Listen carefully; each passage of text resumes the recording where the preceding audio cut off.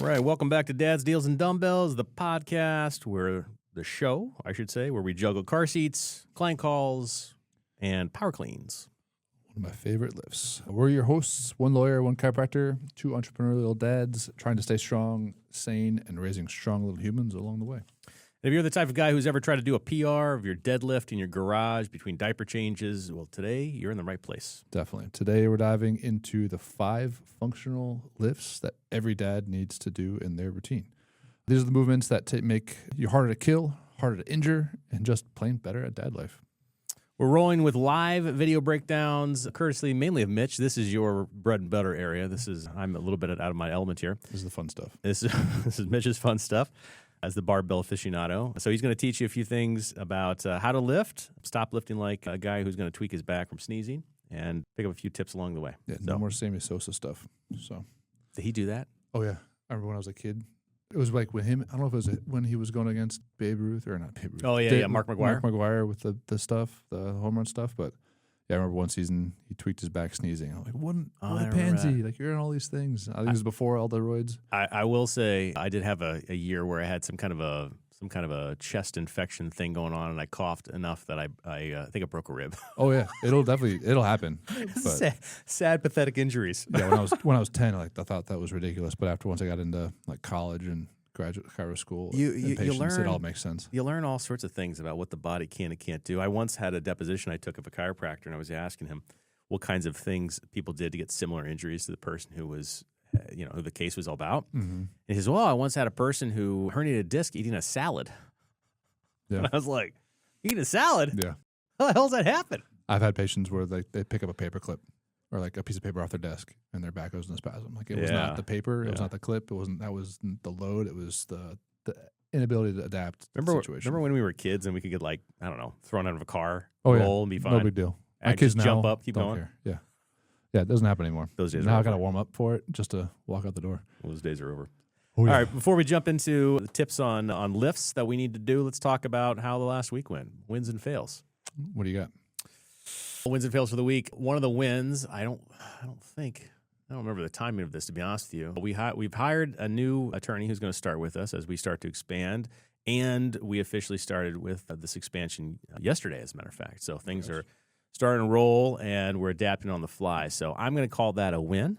It's exciting. It's a little unnerving at times, but it's a win. Mixed bag. Yeah. On the fail side, I don't think there was really too much this past week that I really point to. I got a little bit better after I confessed last week about not being good about working out on a regular basis. I was better this week because I could hear you in the back of my mind saying, get your ass out there and go work out. I had one day I took off, one rest day, actually yesterday, but I got up and ran 5 miles today. So there you go. You made up for it. Back at it, yeah. What about you? I know you had a win this weekend. Yeah, I had a good win this weekend. Did my first high rocks with some friends. That was fun. Explain to people what that is, because I haven't seen it yet. Yeah, it's kind of like a new up-and-coming fitness race, I think they call it. It's not related to CrossFit, but it's similar to CrossFit, where here's a workout, go do it as fast as you can, type of deal. So it's a combination of running? Yeah, it's more of an endurance workout versus like a power strength thing. So that's also what kind of drew me to it. And we did a relay, so I didn't have to do the whole thing all at once, which is great. I can just kind of break it up. So you can either it's basically everyone does the same workout all over the world, no matter what. Oh, really? Yeah, so it's nice because it's standardized too. So it's really just you against the time clock. Everyone does the same thing in the same order, the same way. And even I think next year they're doing it on a cruise ship. That would be fun to do for a weekend. But I've compared it to like the Olympics, where it's just like one big Olympic village type of situation. So how many different exercises or components is there? So it's basically, you can break it down to like 8 rounds is how I like to explain it. Each round consists of running 1,000 meters, which is about 0.6 miles or so. And then... All right, so by the time you're done, you've done 8 of those, so you've done 8K. Yeah, so you're running about 8K total. And then, but in between those runs, you do a workout station. So the first station is a ski erg, and you do that for 1,000 meters. So you do 2 laps, and basically it breaks down to 2 laps. Do your 1,000-meter ski erg, run 2 laps, do a 50-meter sled push with about, I think the breakdown was a little over 300 pounds on the sled push. So not too heavy, but dense. And then you say as a man who's large. Yeah. And then again, that's where the strength portion comes in for me. Like, I'm easy on the strength. The endurance sucks. And then even though my run times are competitive, I would say. Well, that's On the good. team, they were good. That's good. The little guy had the best times, obviously. But there were some dudes that were cooking, too. Yeah. And then after that, you run your 1,000 meters. And then it was a 50-meter sled pull. That was about a little over 200 pounds. And then you do your 1,000 meters, do 80 meters of burpee broad jumps. Ooh, that sounds terrible. I did not do that, thank God. Say 80 meters of that? 80 meters. Whoa. So, yeah, not fun. And then run your 1,000 meters. And then you have a 1,000-meter row, run 1,000 meters. And then it's 200 meters of walking lunges with a 60-pound sandbag on your back. That sounds terrible. Yep. And then run 1,000 meters, do a 200-meter farmer carry, and do that. And then run your 1,000 meters, and then 100 wall balls to finish. And you're done. I think the wall balls is maybe 16 pounds for men. So in CrossFit, it's 20 to 30. So going from that was a piece of cake for you. Easy. But I didn't do it. Right. So someone else did. I did the sled pull and the row. So you did it as a relay with how many other guys? 3 other guys. So you and it took us about, with time penalties, it took us 1 minute and 28, 1 hour and 28 minutes. I messed up the time penalties. Yeah, I wasn't going to out you. Oh, I'll do it. I'll out it. It's public knowledge. Everyone can see it. So yeah, on the I didn't read the book like an idiot, and that's my fail. So that win was I did it, got out of my comfort zone, had fun. I drove down Navy Pier, had a good time. And then the fail was I didn't read the instructions. Always read the instructions. Could be useful in competitive sport. Yeah, kind of need to know the rules. It was slightly unorganized, but also that this part's on me. So I watched the video of after you mentioned it to me, I watched the video, and in fairness to you, I mean, maybe it's not the judge's responsibility to tell you that you haven't finished. No, they were like, yeah, you're good there. And then like I saw the guy next to me take off, and I'm like, oh, I just got to do one length. This is easy. And then ran down the carpet. Everything's on like lanes on carpet, and then just kept going. Like turned around, kept going, and my wife snapped a picture of one of the judges like with his arms like wide out. Like, what the hell is this guy doing? And as I'm in the pit lane to relay people, my wife finally finds me, and she's like, you're supposed to do like mimes with her fingers. You were supposed to do 4 lengths of the carpet. You just did 1. And I only did 1. So no wonder it was easy. No wonder I was quick. What was the time penalty? 3 minutes a leg. And so I missed 3 legs. So that was 9 total minutes. Yeah. Whoops. So after I did the math, I'm like, oh man, we would have been in the time in the age group, we would have been top 3 or 4 out of 12. Oh, ouch. So we would have been up there, but oh well. Hey, live and learn. Live and learn right? on that one. It was a lot of fun. I definitely want to do it good. again. I do not want to do it in doubles. Like, imagine doing all that on your own, solo. You have to People do, though, right? Oh, yeah. And a good time, people will finish in under an hour. Yeah. And I saw another person from your office did it as a double. Yep. Dr. Bannerman. And she had a pretty good time. Yeah, right? Dr. Bannerman did it about the same time as we did. Yeah, that's what I saw. Like an hour well. 28, something like that. Hour 28, under an hour and a half. Yeah, and then very respectful. Ariana, one of our other employees, and her friend did under 2 hours. They were sub 2 hours. So they were happy to do that. Their goal was under 2 hours, and they achieved the goal.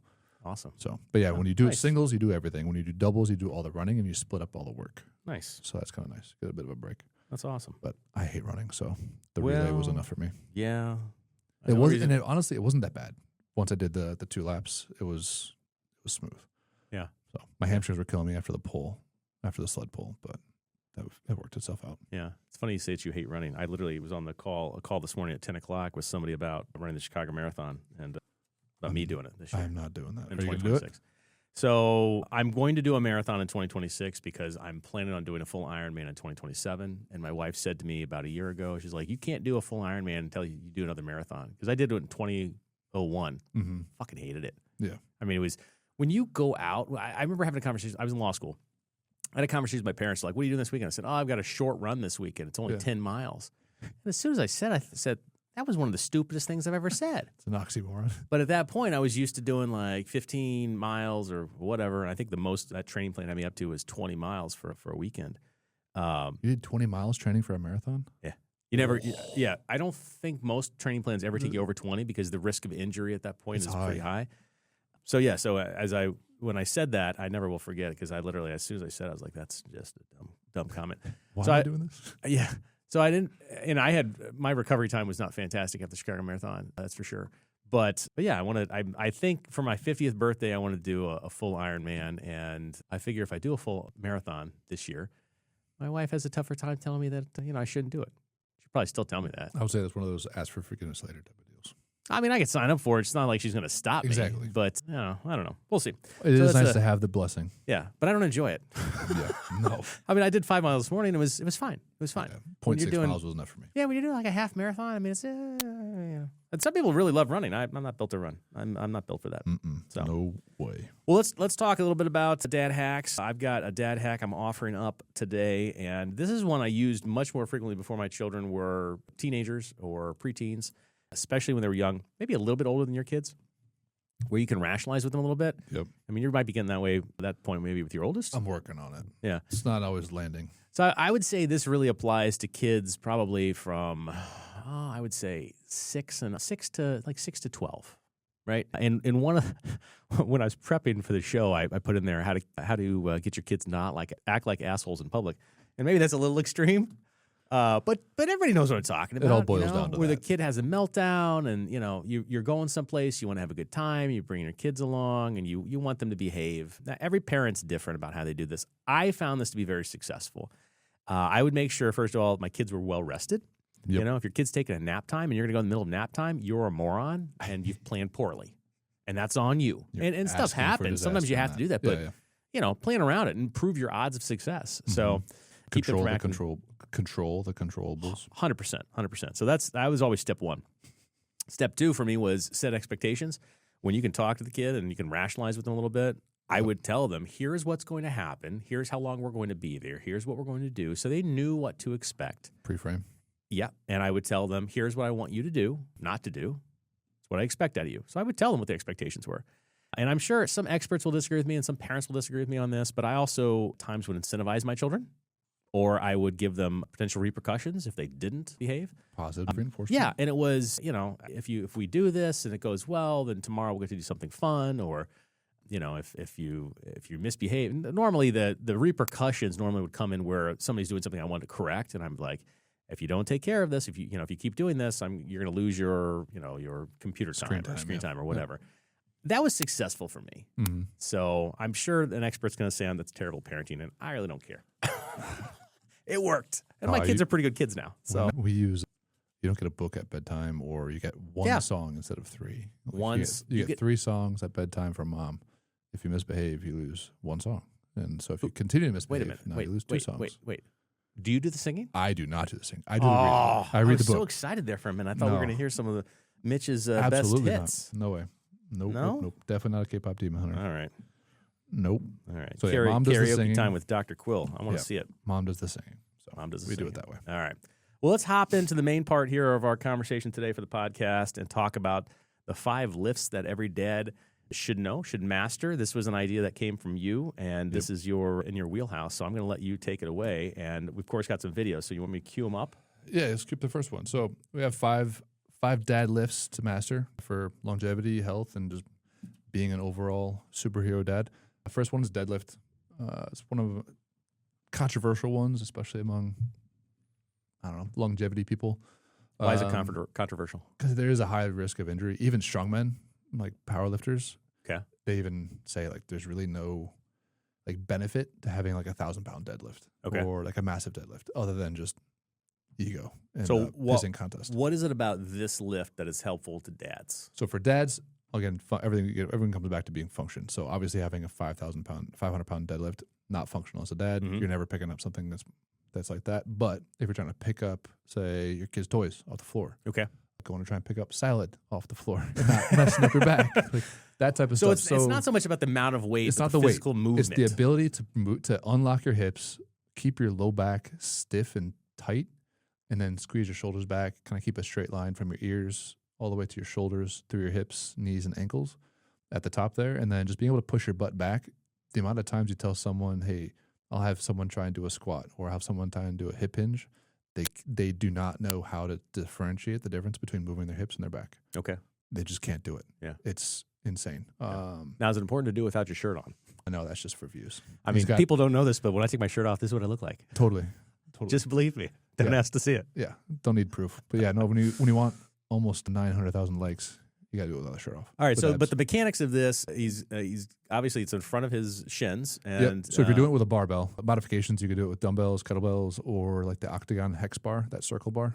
Those are pretty nice. Okay. That allows you to kind of modify the form a little bit, but the traditional deadlift, you want to keep the feet kind of underneath your hips. So if you're going to jump, that's where your feet should be. And then if you're doing a squat, that's where your feet should land in the jump. How much of this is legs versus? It's not a lot of legs. It's more like lower back, glutes, and hamstrings. So the first half, when the bar is coming to your like above your knee, that's a lot of leg. Okay. And then the rest is kind of glute, upper back. Okay. Kind of pulling through. Okay. But again, this transfers more towards dad life when you're picking up your kids out of the crib. Like I've had to teach moms, like here's how you pick your kid up out of the crib without hurting your back. Yeah. Postpartum wise, their core just doesn't control. Well, it's also a weird movement when you're talking about a crib because you're reaching over something that. Yeah. I mean, you're taller than most people, but yeah. for most people, reaching over that it's a weird, awkward thing to do. But to do that, you need to be able to kind of move your hips back or bend at the hips, not so much the low back. Use your hamstrings over your low back so you don't tweak your back. Okay. So that's the function of that. Plus, if you're trying to pick up groceries, pick up anything off the floor, you got two strategies. You can either deadlift it, kind of hip hinge, or you can squat down and grab it. So the next one brings us into my next. Well, let me ask you a quick question here. So in prep for the show today, we had a 5-lift workout kind of cheat sheet here, and so it gives some tips and so forth. Any of these do you disagree with? Because we may publish this later on. No, those are all perfect. Yeah. There's a wide variety of thought, I would say, on like where to put your feet in a deadlift. A lot of times people fault with their feet too wide. Okay. And then there's a combination of there's a difference between conventional deadlift, which is what this guy's doing, where your feet are between your hands. Yeah. Or a sumo, where your feet are super, super wide and you're almost squatting down anyways. Your shins are like perfectly vertical the entire time. So the 4 tips here are feet shoulder width apart. Yep. Hinge at the hips, not the back. Yep. Keep spine neutral, brace your core. And the bracing of the core is highly variable on who you ask and what they say. Like I have a patient, hey, show me what, like they'll say, oh yeah, I brace my core. I'm like, show me. And they don't do it right. Okay. Most of the time they don't do it right. And then start light and prioritize form. Yep. That's where I like starting light and using the form, changing it with either kettlebells or dumbbells. All right. Because it allows you to not worry about the bar scraping your shins.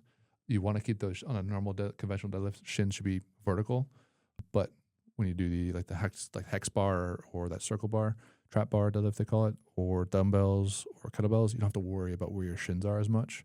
Okay. It's a little bit more forgiving, I would say. All right, so our next one is the squat. The squat. So it's the other strategy of how to pick something off the floor. So you got your kids on the floor, stuff on the floor, trying to gather all your groceries or all of your laundry, got all this stuff on the floor. You can spend some time just resting there, grabbing all your stuff, and then pick it up that way.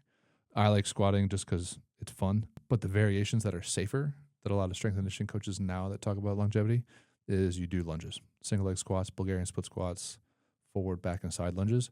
There's an interesting study by Mike Boyle where they compared in highly trained athletes, college athletes at Boston University.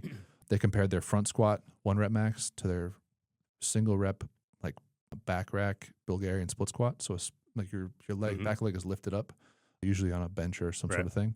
So it's a single leg squat with weight. They noticed they found out that there was only a 10% difference between the two. So when you think of squatting with 2 legs, you're like, oh, that should be, and then you squat with 1 leg, it should be half, right? Right. It was basically the same. That's interesting. Yeah. So all right. Part of that's a neurological. This is obviously a 2-leg squat. Yep. This guy's demonstrating. And so the tips that we have are keep your heels flat, chest up. Yeah. So the heels Hesitate on that one. Heels are variable. Some people have old ankle injuries. People that sit for a long period of time, they just if you don't use it, you lose it. You have the ability to move your knees should be able to travel over the front of your toes. Knees track over toes. Knees tracking over the toes. So the old adage of like squatting's bad for your knees or you don't want your knees over your toes is completely false. Like if someone's still saying that, we'll run for the hills from that person. All right. If you can't do that, there's some stretches and things where you put your toe close to the wall and try and touch your knee to the wall and then move that foot closer Is this the kind of depth we're talking about? Depends on the person. That's deep. You don't have to go. They call it ass-to-grass. I mean, it hurts me watching this, to be honest. You don't have to. I would say in order to, again, one of the things with mobility is if you don't use it, you lose it. So if you don't have the ability body weight-wise to squat all the way down, you're going to lose that ability. All right. So the more mobility you have, it's like a gas tank. The more gas you have, the farther you can go. So if you're squatting with a bar, though, going this far down, doesn't really have to happen because what will happen is people tend to like that's where you're going to get hurt. So at the bottom, you tend to lose core control.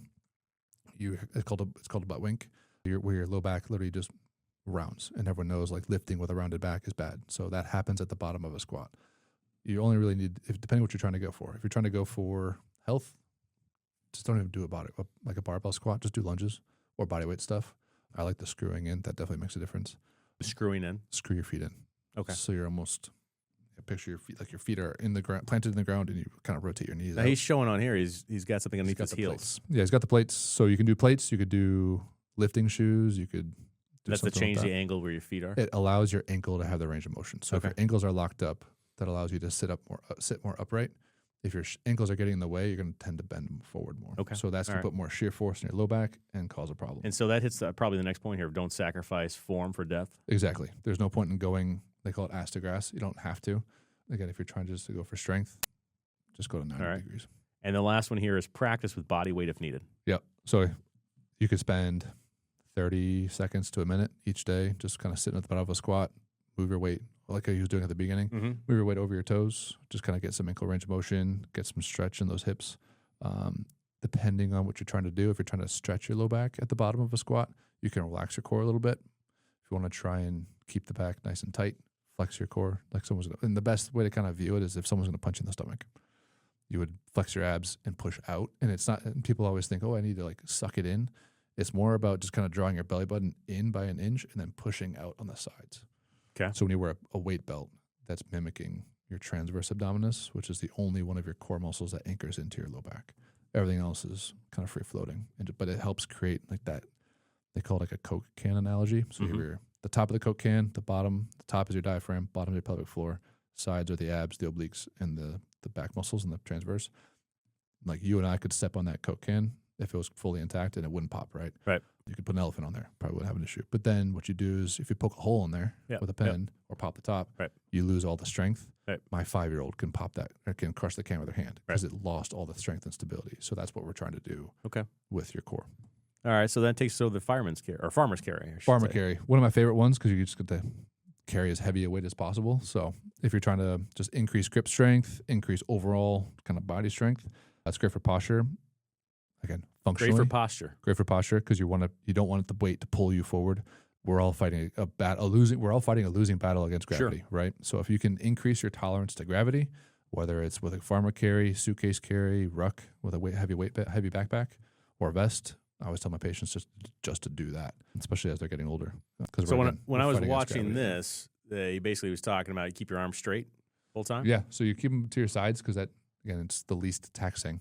It's kind of like a deadlift and you just walk. And this guy's got kettlebells, but you could use you can do dumbbells. Dumbbells. You could do the trap bar. You could use an actual barbell. They make specific like farmer carry implements for strongmen. But again, or just your bag of groceries.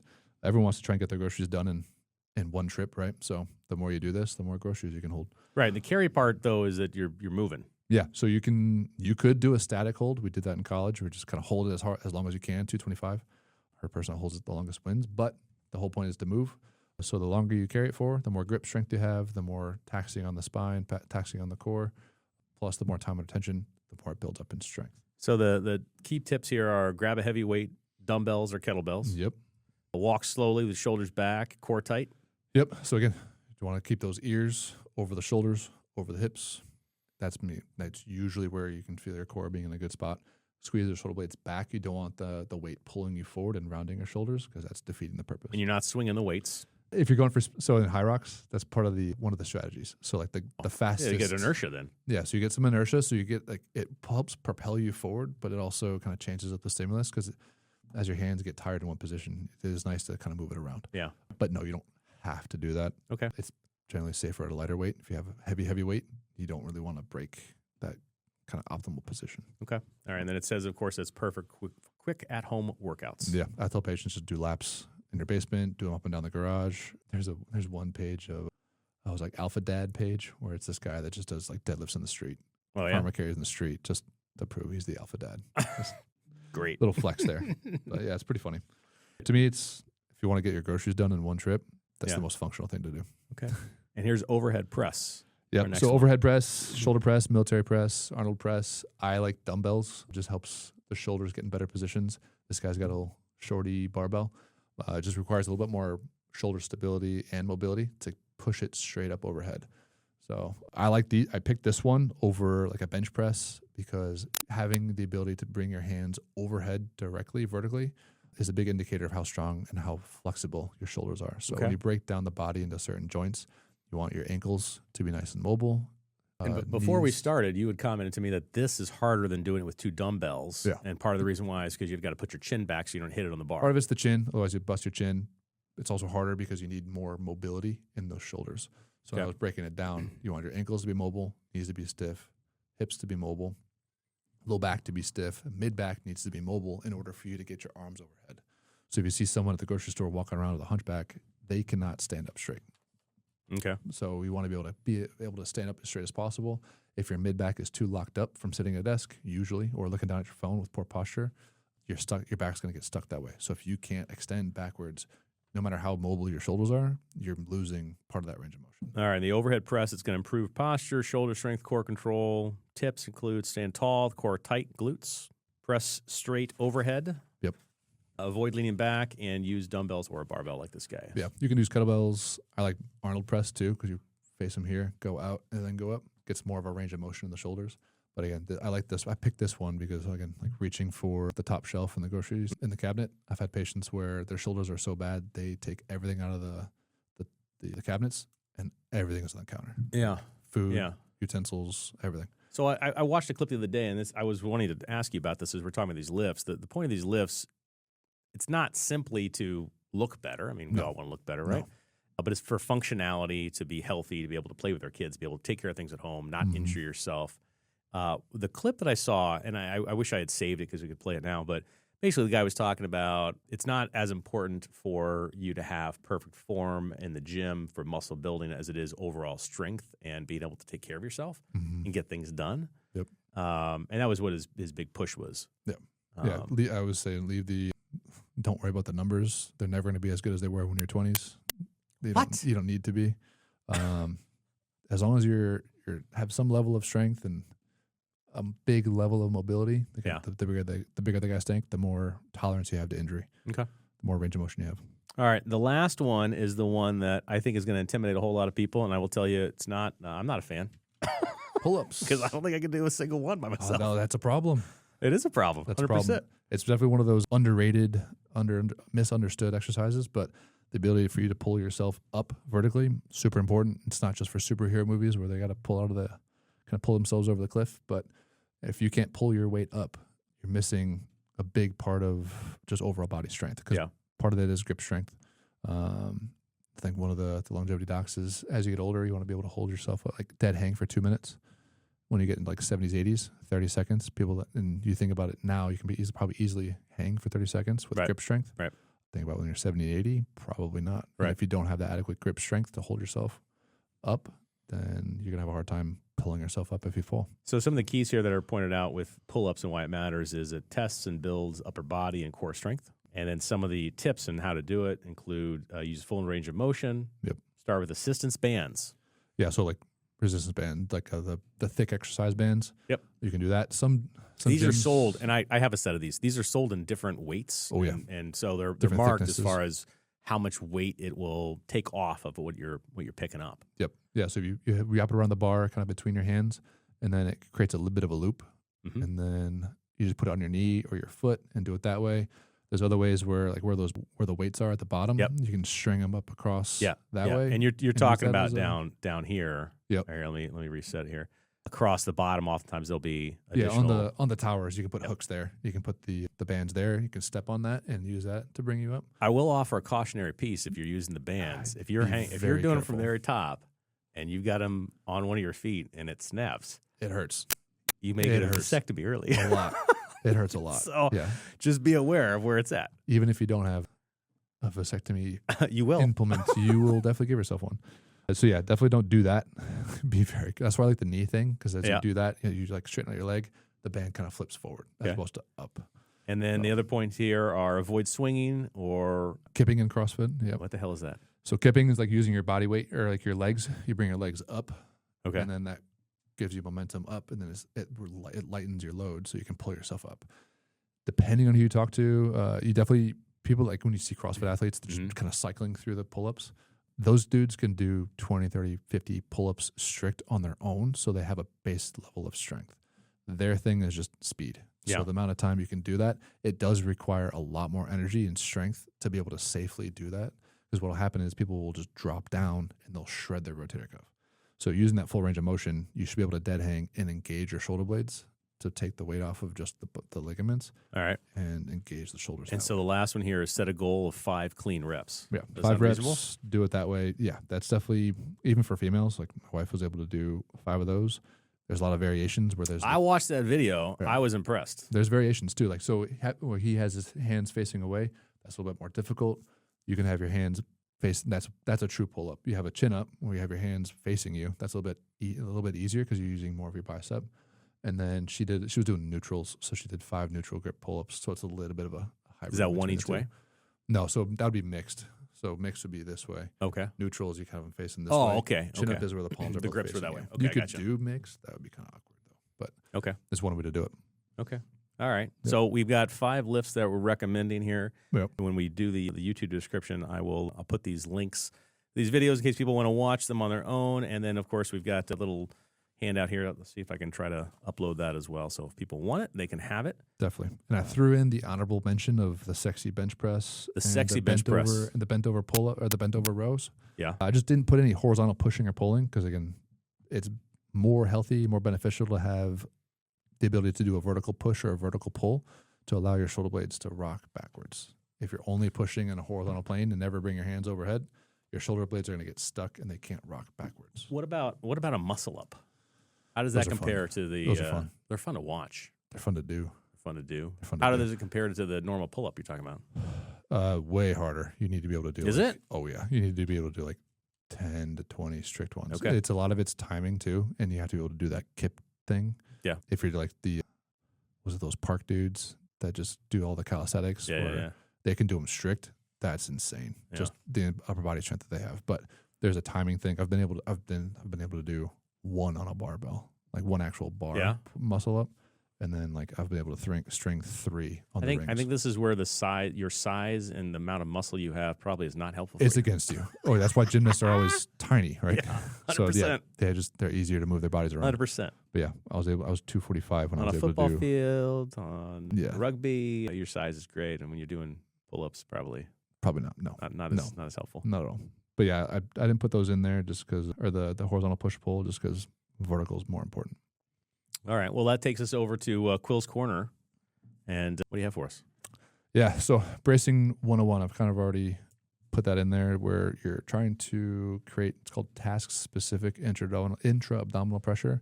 The amount of pressure you want to do to pick up your, say, 20-pound kid versus a 200-pound barbell, completely different.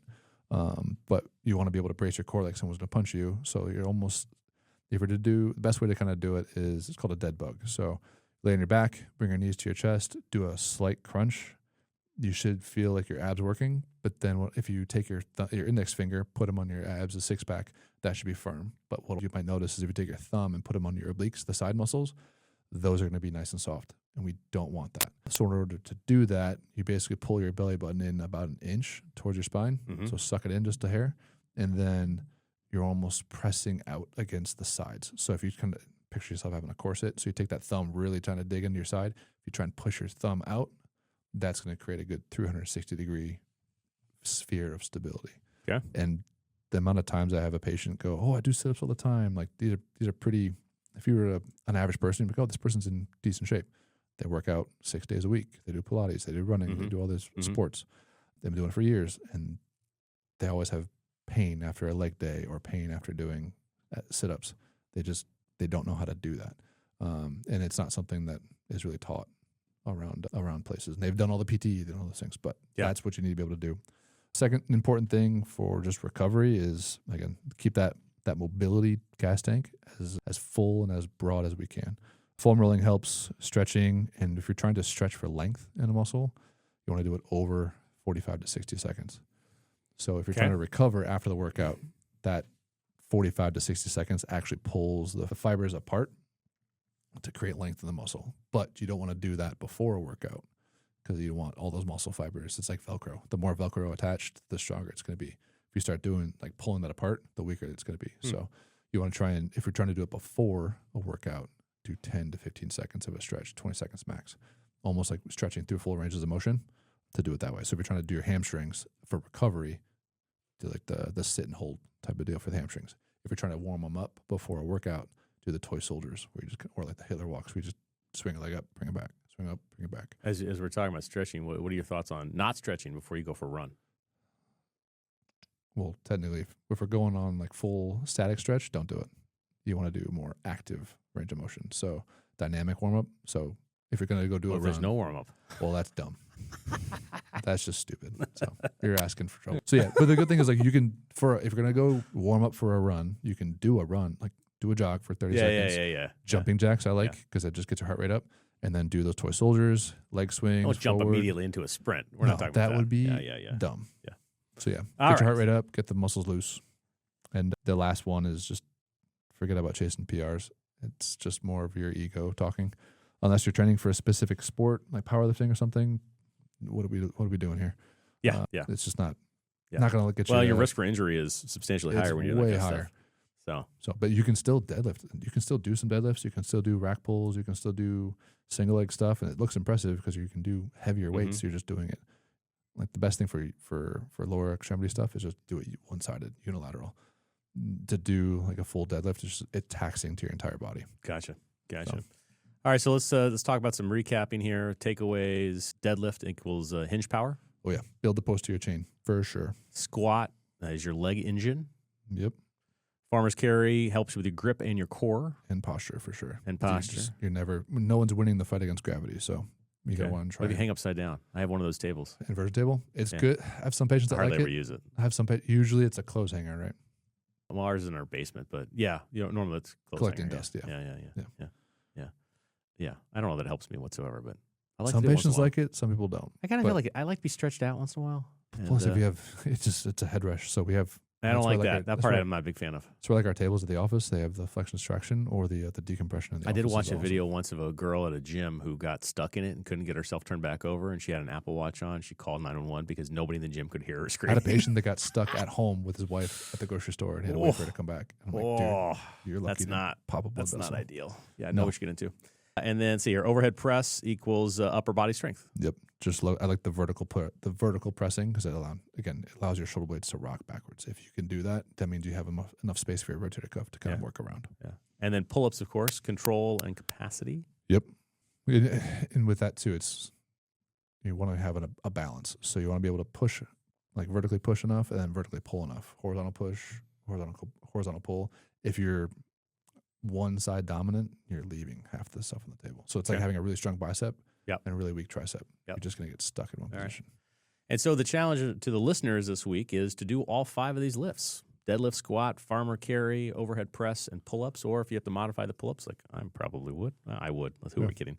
Go ahead and modify them. For you, an easy one to do is just jump up on the bar and hold it for as long as you can. Well, hold the chin position with your chin over. Yeah. There's also, Lifetime or a lot of commercial gyms also have the ones where they have weights where you can put a weight on. And it's like a dip machine. And it helps pull you up. And and it's got the one above as well. So I've done those too. Those are good. I don't see myself bringing my bands to Lifetime. No, they have them there too, which is nice. Less chance of I didn't even notice that. Giving yourself a vasectomy. Oh, I use them for warming up all the time. Yeah, I already have a vasectomy. I don't need another one. Same.